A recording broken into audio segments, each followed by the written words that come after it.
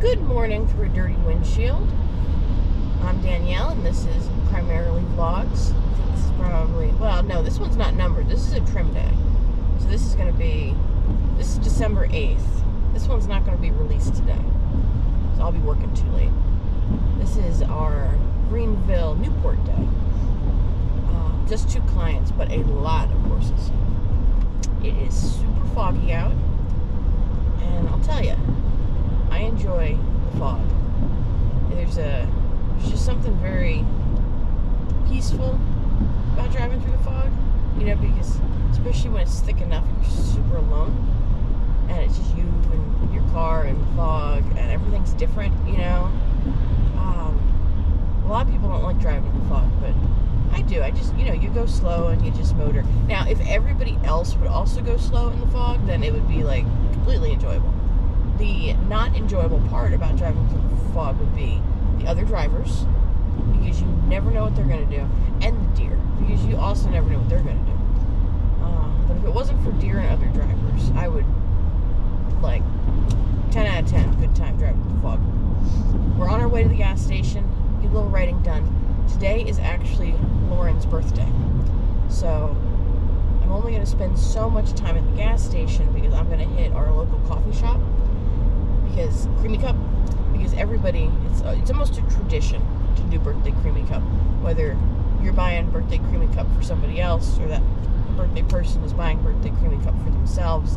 It doesn't really matter, but we go to Creamy Cup on birthdays. I do love that place. If you're in Greenville, check it out. It is the best. And then I got her last night a semi-local, but not necessarily on my way, gas station. Just little, one of those little, just local hole-in-the-wall kind of gas stations. They sell half gallons of Hershey's ice cream, which is our favorite ice cream. And if you know Lauren, she's pretty good about, her salads and her Whole Foods, and she's pretty darn good.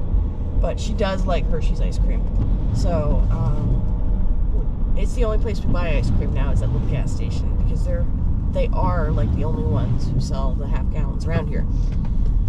And I know we kind of go once a month and get a little haul of ice creams, and whenever we run out, we'll try to get by again.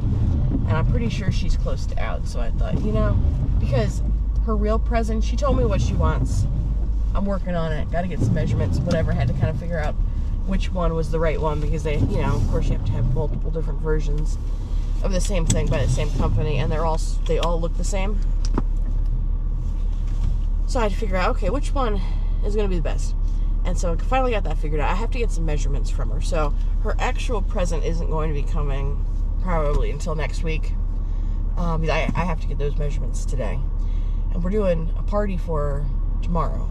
So coffee and ice cream today. Then tomorrow, I'm not sure what I'm going to give her at the party. And then she'll get surprised with, her big present next week. I know, I'll do a card tomorrow, and I'll write something nice, but what else should I get her? I'm not sure. Something, just small and oh, isn't that sweet kind of thing. I'm not sure. I'll have to, I still have to think about it. I'm awful with presents. Tell me what you want. That's the best thing. Tell me what you want. I'm not necessarily going to get it in time, but I will get it. But man, to think of something, unless somebody has directly said something, and it's best when you tell me specifically this is what I want, but I can even do okay, if somebody mentions something in passing to remember. But boy, just to some people, I've got a friend from out of state, she sends me something every birthday. If you know me, you know I love my heated vest, and most recently, I've gotten a heated scarf. Same friend, last 2 years. She gave me, one year she got me this belt. I wore that belt 4 years. I still have it. It's a great belt. I finally upgraded to a different belt, just because it was getting a little tired, and it was time to sort of change style. But it's amazing. She just, it doesn't matter if we don't talk on the phone for 6 months. Something will come in the mail on my birthday, and it's the best present. And I'm like, how do you do that? You have a gift. I don't have So if you want something for your birthday, you're going to have to either make sure you, like, you know, drop a few hints a couple times or tell me directly. And I'll get it.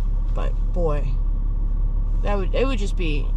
I really appreciate and respect anybody who can just be thoughtful like, you know, my friend can. That's pretty cool. All right, I'm at the gas station. It's time for coffee. See ya.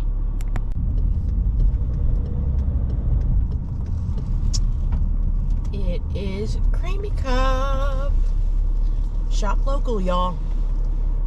They are truly the best. You gotta support your small businesses.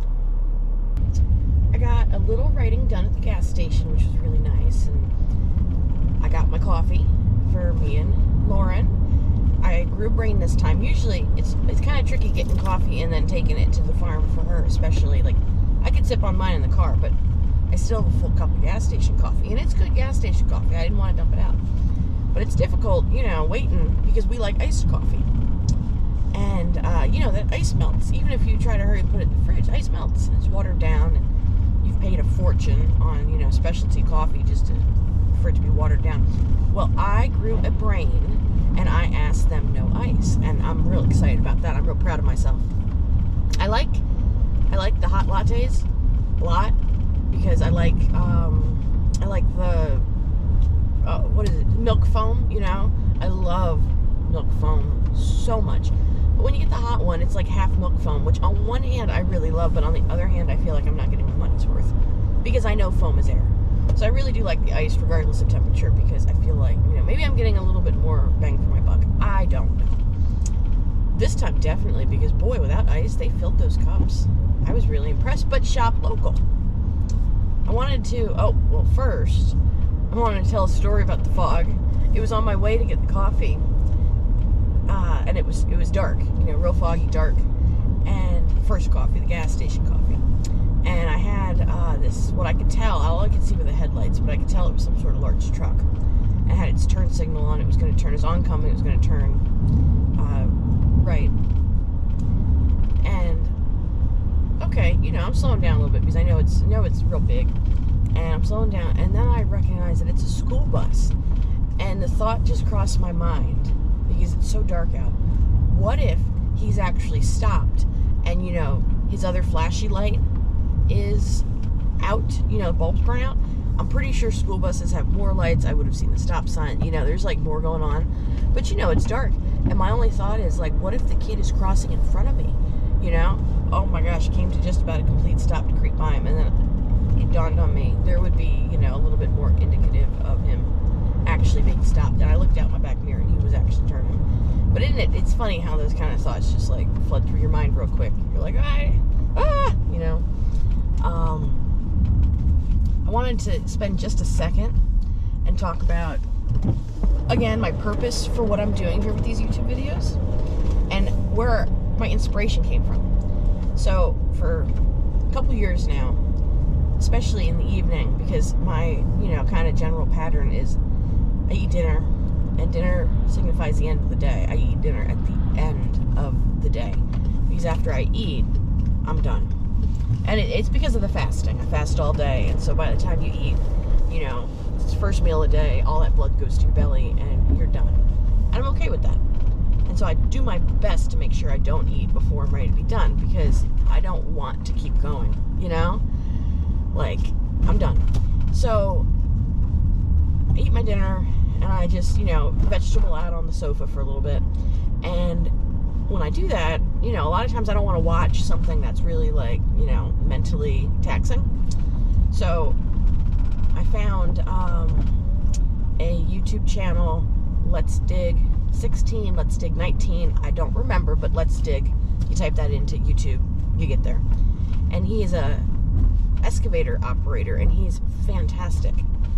And his videos are long, and there's like no editing. It's literally just, you know, time lapses of the jobs he's doing and him talking sometimes. And I mean, there's really, you know, I mean, something you can just fall asleep to.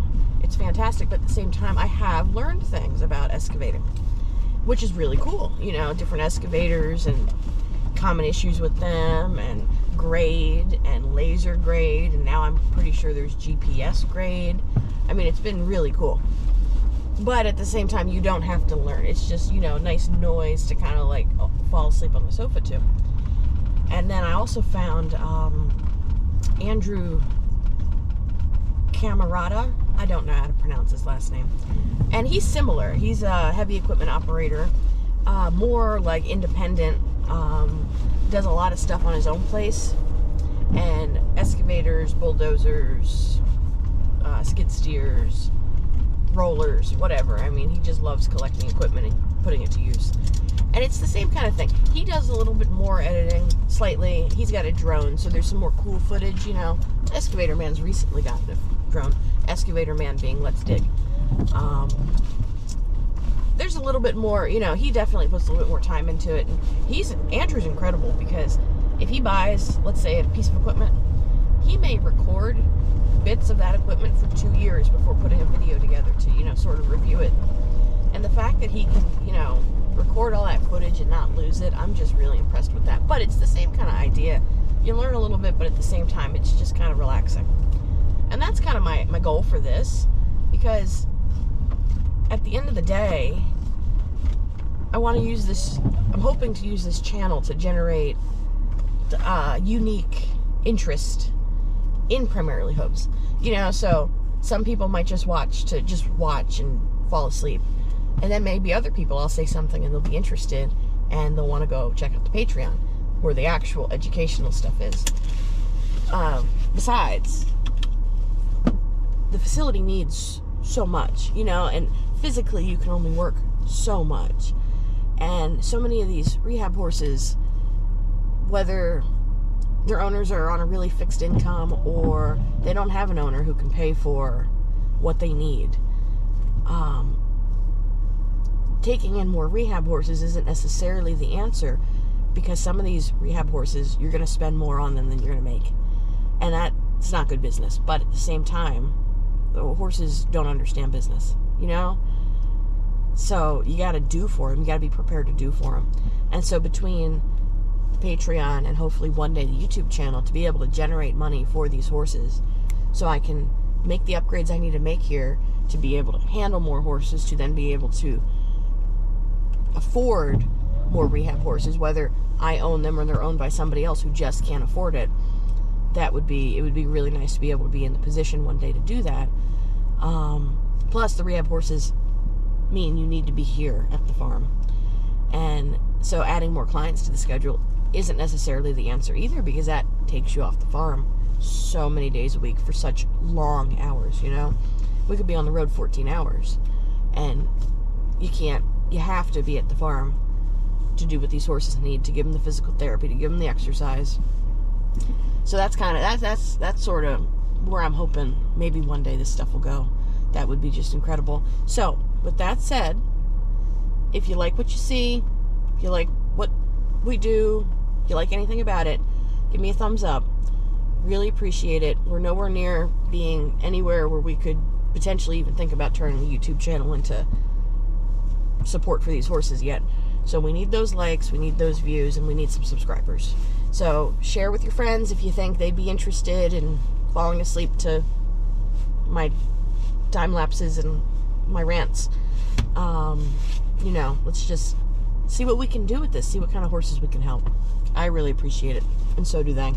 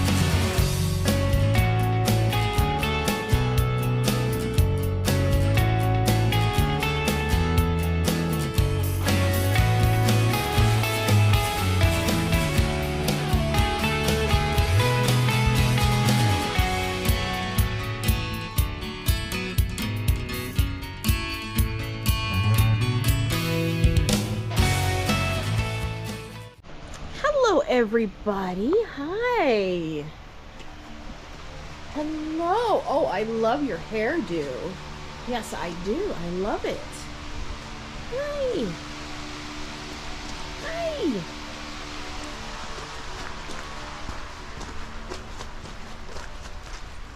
Hello. How are you? Are you doing good? Oh, are you doing good?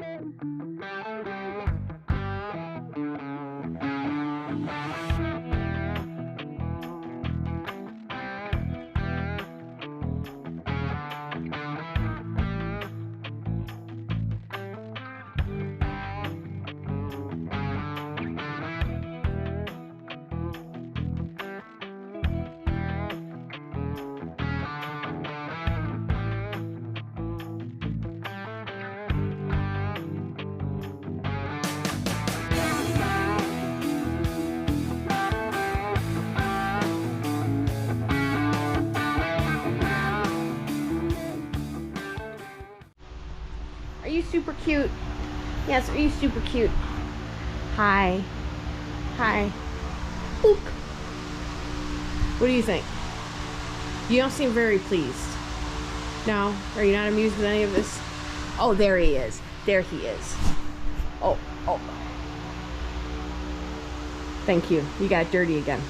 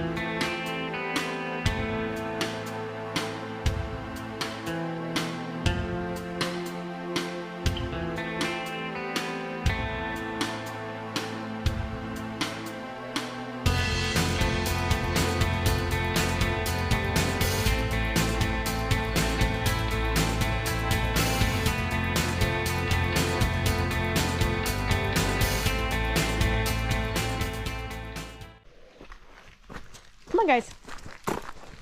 So I thought I'd do things just slightly differently tonight, and I'm gonna kind of talk about the day while I'm doing my chores. Go lay down.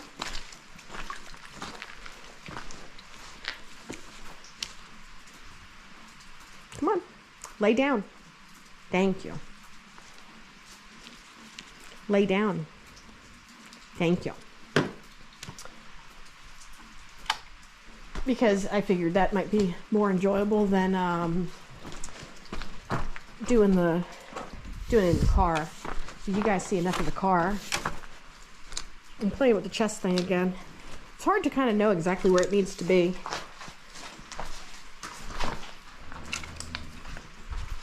We just got back. Still raining. Excuse me. There you go. Still raining all day. So, we needed it. Oh shoot, I forgot my mud boots. Oh no. Oh no. Oh, this is not good. Oh crap. Okay. Let's see, maybe. Can you guys see that? You guys can watch. Oh, this isn't too bad. These boots used to be pretty waterproof. And then move you back up. Then, you know, they got old.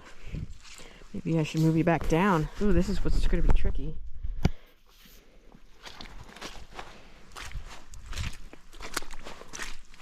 Oh.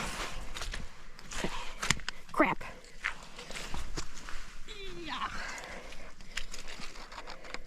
Alright, that wasn't too bad. Alright, move you back up now. I got 10% left on the camera, so I'll be changing batteries here soon. I'll probably cut off abruptly, not know where, you know, I left you.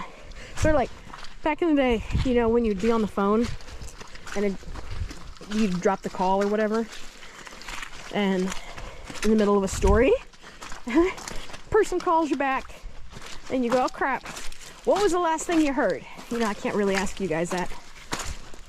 That'd be nice.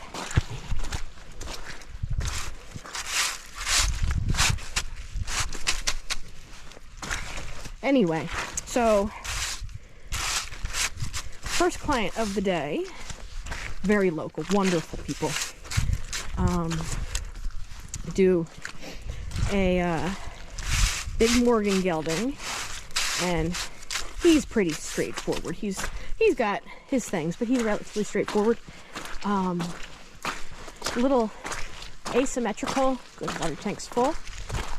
Really wants to lean on his left front. Oh, let Eva out. I'm sorry, Eva. Really wants to lean on that left front, so it's hard for him to hold it up, which is interesting. It's something I think about. He's not currently being ridden. You can see it, the pattern in his feet a little bit, but I mean, he's sound, he's happy, gravel crunching. Really pretty easy. The owners do a good job managing, so he stays a good weight. It would be something I'd want to investigate a little bit more if they really put him into work, or if we really, you know, if we started to see maybe a limp at the trot from whatever his crookedness is. So he's a good guy.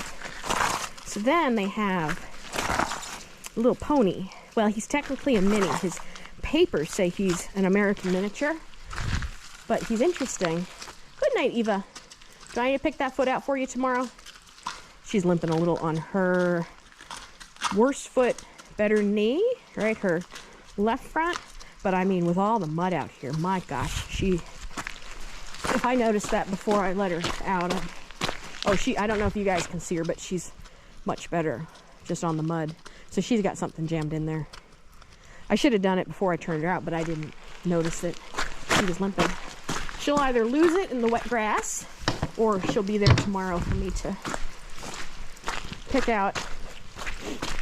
Anyway, they've got this registered American miniature who, I'm going to be honest with you, I don't charge a miniature horse fee on him, mostly because my fees don't go by breed, they go by size. So like I have on, you know, my price list, I have mini, pony, whatever, but I go by size. I don't care what's on the papers. If, you know, like if your half draft basically took just the draft side, you know, and is as big as a full draft, I've got to charge draft fee because it's about the amount of work, the amount of time, the amount of stress on the tools. So this guy, I charge pony on because that's what he is. He's probably, I don't know, 10, 11 hands. He's a pretty big guy for a little guy. And I found out he was a mini. They kind of said, oh no, he is mini. And I'm like, well, that's not how big he is. You know, when I first met him, and I've had other people do that, just being fussy. Well, then down the road, we became friends. They were fine with it. Down the road, they actually showed me his papers, and sure enough, he's supposed to be a mini. So interesting, because he's handsome but big. And so I met him, and he was clearly low-grade laminitis, a lot of red in the white line, fat, super cresty. But they didn't know anything about management. And so they were really awesome. They're like, just teach us, you know, just teach us. And so they immediately set their dry lot up. They started keeping them off the grass during the day, out at night. But it helped, but it didn't help enough. And I don't want to tell too much of the story because, to be completely frank, he will be a case study on the Patreon. So I have to, you know, just give you a taste. But, they really struggled. We suspected Cushing's on him, but we could never really get a confirmed test. And when I say that, he had a couple ACTH tests, and they've gotten higher throughout the years in relationship to the season, you know, but he wasn't necessarily out of reference range, but it was on the, you know, too high end of normal. And as he got older, it was kind of creeping up there, you know? So it was like, just because he's not out of the reference range yet, we have a pattern here. And he had a couple tests. and his hair coat, but he's young. And I started wondering if his size, the fact that he kind of maybe grew too big, could have anything to do with, you know, this correlation. We ended up getting a positive test result, or a veterinarian who agreed. Not even that maybe his age, I can't remember. Was it? I think it actually was high. But she confirmed without a doubt, like, yes, this is what you have going on. But in the meantime, they were struggling a little bit with the management. And they were good with the dry lot. They were super good with the dry lot. But he, especially in the growing seasons, he wasn't doing good, like out on full pasture at night. He needed to be limited, you know? He needed to go out at night, but not quite on so much. And that was hard. They were really struggling coming to terms with that and putting it into action. And so he was okay, but he wasn't great. His neck was a lot softer, but it wasn't soft. You know, he had lost a lot of weight, but he wasn't lean. That kind of stuff. And so finally they had an experience with another horse, not one of theirs, but a horse that they helped with Cushing's.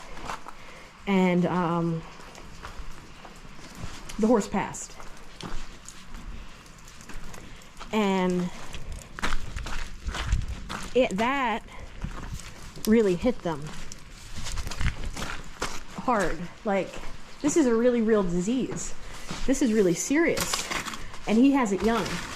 And if we don't, you know, take this really seriously, we could lose him before we should, you know? I mean, it really was eye-opening for them, which was really, really cool, to be completely honest. That, you know, as tragic as it was, at the same time, that death served a purpose, you know, and such a big purpose for this pony. And my gosh, they are just on fire with him. They are doing such a good job. He looks better than he ever has. He's lean. His neck is soft. They also are doing acupuncture on him for Cushing's, and I think that's making a difference. He, you know, we're coming out fall, so it's still a little bit of the danger zone, but they have been checking his neck and checking his feet, and they said his feet are cool for like the first time ever. And he's gotten to go out. He used to, if he was looking good and you turned him out in the bigger pasture, you could only do it once. If you tried to go 2 nights in a row, he'd actually get gas colic. And he's gotten laminitis, ice boots, the whole 9, from just 2 nights in a row. You had to really split it up. And he'd go out, they created what they call the diet lot, and he'd go out there the other night. So he was still getting to go out, but, you know, not into the nice pasture. He's gone out, I think in the last week or something, 3 nights in a row. And I mean, I saw him today. He's doing great. That is just so cool. But once you start, like, if the body's in crisis, it doesn't take much to tip it over the edge. You know? Once you kind of get things quiet, once you get things settled down, well, then it's not ready to just overreact to anything. It's like, my stupid analogy is like, if you woke up on the wrong side of the bed, you know, dropped your cup of coffee on the way to the car, some guy cuts you off, or maybe you got a low tire pressure. That's even more annoying. Low tire pressure. You know, these things start stacking. You start getting more and more and more upset. Well, then, you know, something so small can happen, and it just absolutely tips you over the edge. You lose your mind. Something that wouldn't generally upset you on the average day, right? But you're already right there. These horses' bodies are the same way. So now that they have him way more stable, well, now they can have a little freedom, you know? And if they start to notice something, well, then you cut back. But I am just so proud of them. So my camera cut out, and we lost 2 horses worth of talking, which honestly is for the best, because this video's really exceeded the tablet's abilities, and it's not happy. So it's probably better the video's not any longer than it is. We'll see if I can even get it uploaded.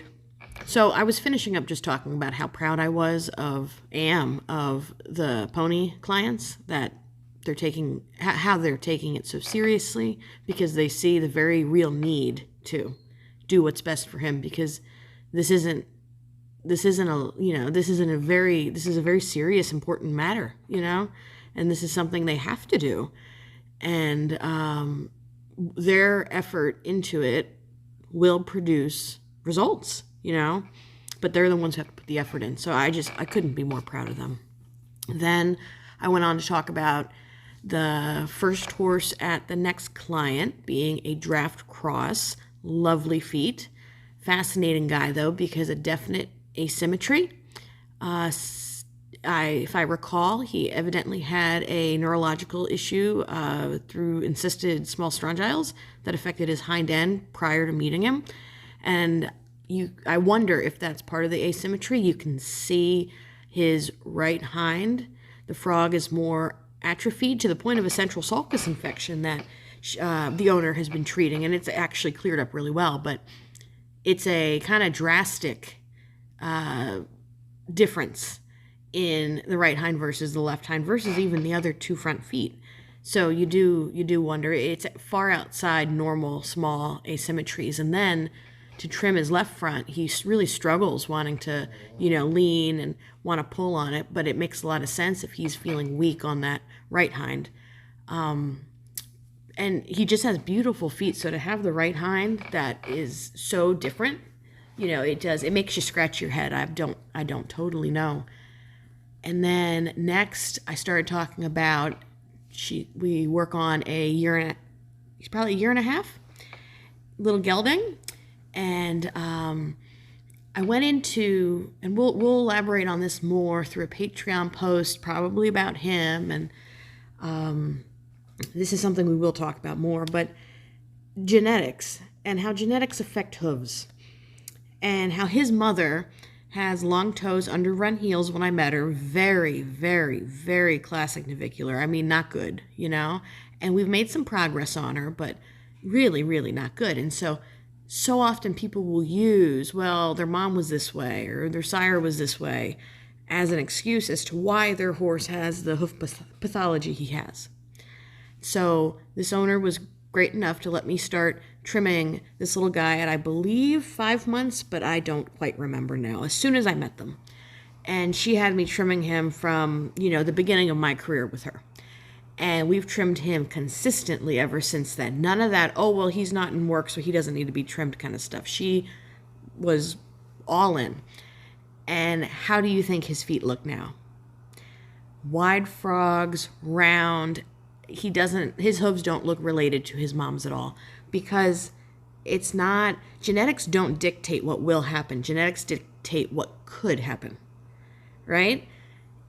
It's not set in stone, but we have the obligation. If we have bred our favorite mare, or we know we rescue something and we know what the mom was like, whatever, and we know that genetically there is history of pathology, doesn't mean the baby is going to have it, but it means we have the obligation as the person who's either decided to breed the mom or as the person who's decided to take on this baby, to give routine hoof care so they never go down that road.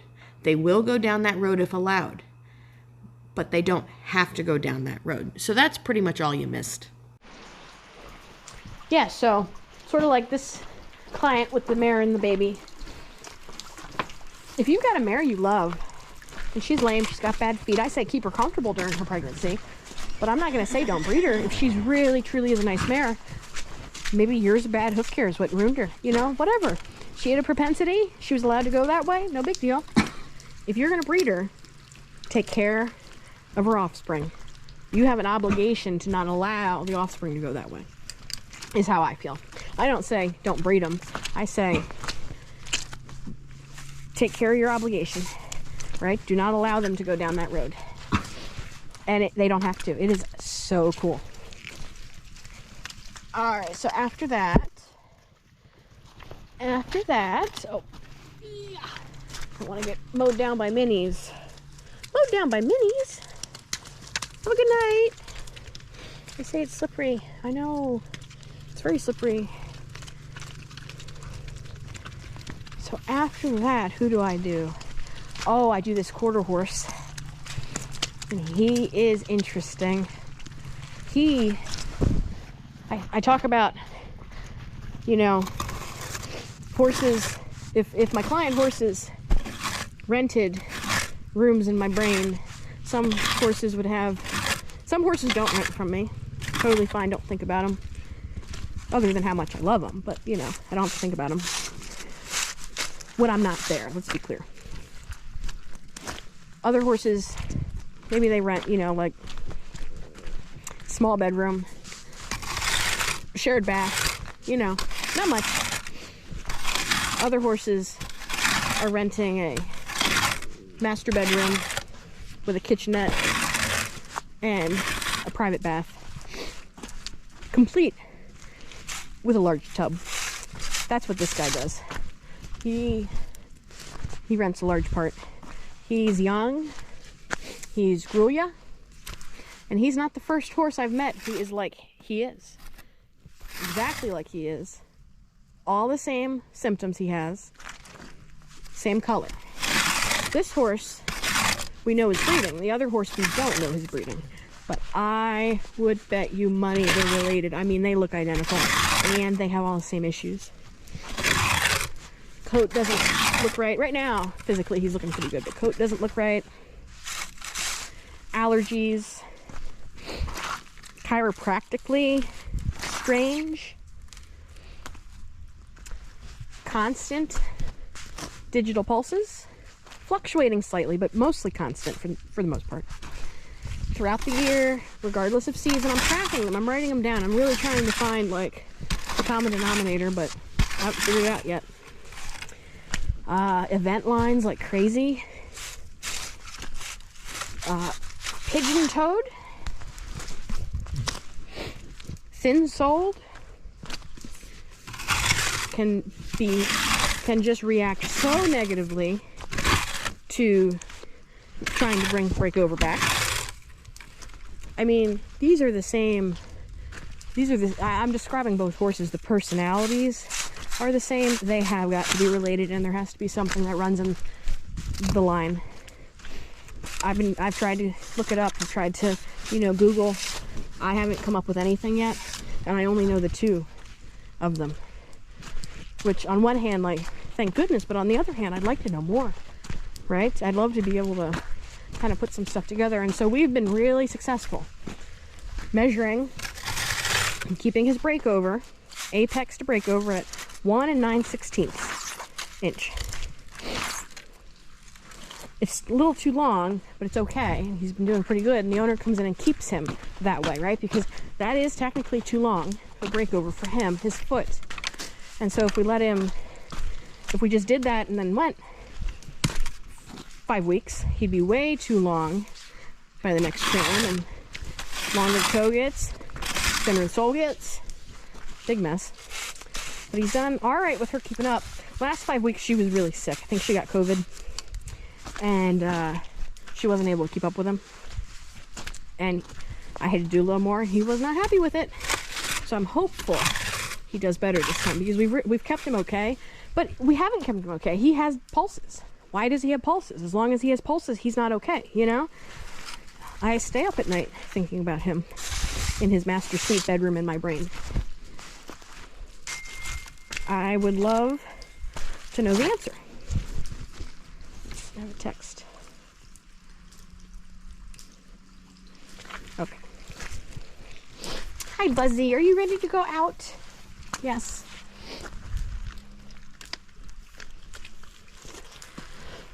I'm still recovering. I was sick like 2 weeks ago.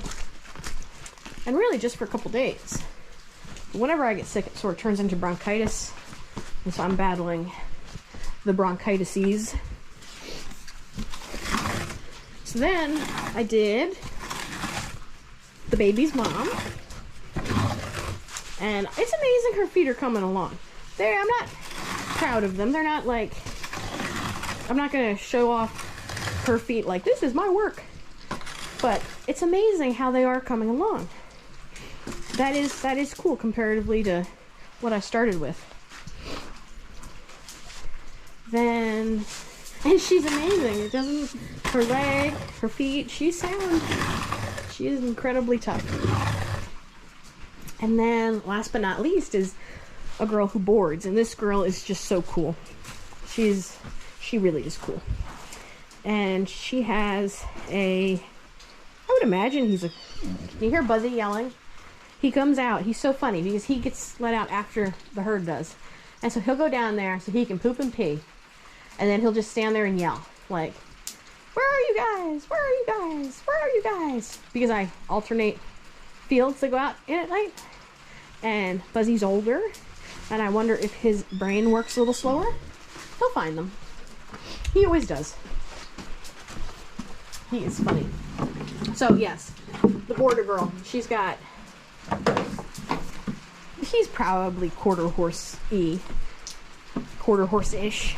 I'm not sure if he's purebred or not. He's from actually the Amish. And they have a really cute story because she went out to, I'm going to butcher the story, but she went out to maybe Utah, out west, and rode him on a trail ride and really loved him. And I'm not sure how the opportunity... Fuzzy, they're over here, buddy. He's standing. You see, that's the gate I let him out in last night. I don't know if you can see him or not. The GoPro doesn't like the dark, but... Buzzy! They're not out there, buddy. But see, he's silly. If I went and tried to help him, he's just going to go out the gate over here. Buzzy! They're not out there. They're over here. He'll find them. So, yeah, she trail rode him in Utah, and I'm not sure, but the opportunity, he was for sale. And she really loved him. And her grandfather, I believe, bought him for her. And they shipped him to Tennessee. And when she got him, I'm not sure how fat he was when she rode him on the trail ride. But when she got him, he was like 500 pounds overweight. It's insane. And I didn't know this. Oh, I missed the food pile. Crap. I did not know this. When I met him, he's lean and he's handsome. And he's got nice feet. But yeah, I mean, fat. I saw pictures and couldn't believe it. I have posted him on Primarily Host, but I'll have to do another thing on him at some point. And evidently she got the weight off. So when I met him, he looked great. And so this spring, he got a little laminitic, a little bruising, uncomfortable, not right. And 2 piles of poo, holy smokes. And so I wasn't sure what was going on. And then that's when she showed me the pictures, and it's like, holy crap, he was so crusty. Even though he's lean now, he's EMS-y, you know? Just because he's lean doesn't mean he's not still going to react to the spring grass, right? The levee broke, you know? And he's something that has to be managed. And so we started, this is what I thought at least. So we started him on remission, and really didn't make that much of a difference, and he just never really recovered. He was just weird, and then he started getting depressed. She was having issues under saddle, a lot of issues in like the bending and lateral work. Then he started getting difficult to trim behind, and she sent me this video of him cantering down the fence line after their Kubota thing. And I mean, lame behind, but in such a weird way. Didn't look like an abscess. I mean, so strange. And then we started noticing how he was posturing himself behind. Really, really weird. He started losing muscle. I started worrying about the encystis strongyles because that other horse had had it prior. But good tail tone and things. Really, really weird. Feet, strange bruising. And we had, you know, theory after theory after theory after theory. And now, because of the bruising at the last trim, I said, and we were in our drought, so the ground was just unforgiving, which is not good after they've had incident. So I said, leave them booted as much as you can over the next 5 weeks. Let's really protect him and see if we can get the bruising down. Well, she already started to notice sometime in the cycle, he just started feeling better. He's acting better. He's, you know, under saddle, things are going differently. I mean, she had stopped riding him because she didn't think it was fair. Not even because he was sore, but because he didn't feel good, you know? And his personality had changed.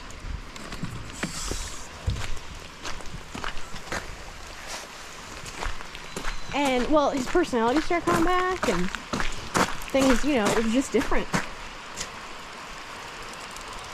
Where's that leaking from? I don't know.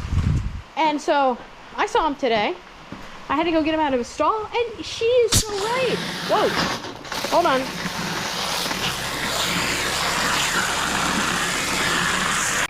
It happened again.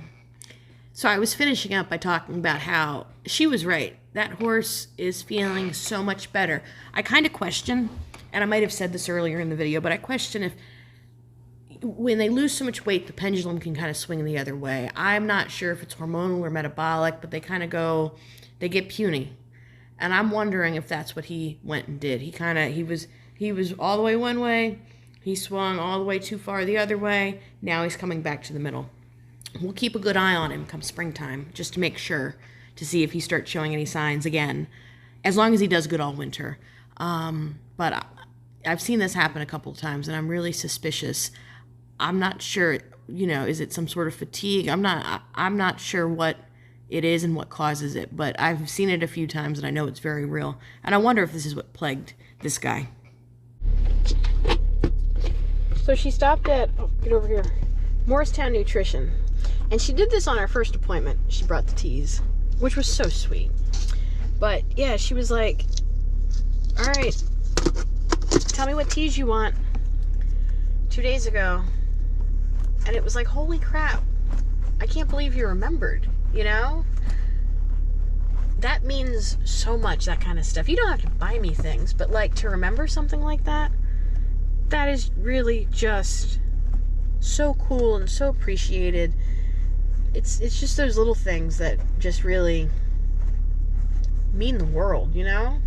Make such a difference. So, you know, if you're watching this, you know who you are. Thank you so much. It meant so much to both of us. That's just cool stuff. All right. I've droned on long enough tonight. So I'm going to call it here. I will talk to you guys tomorrow.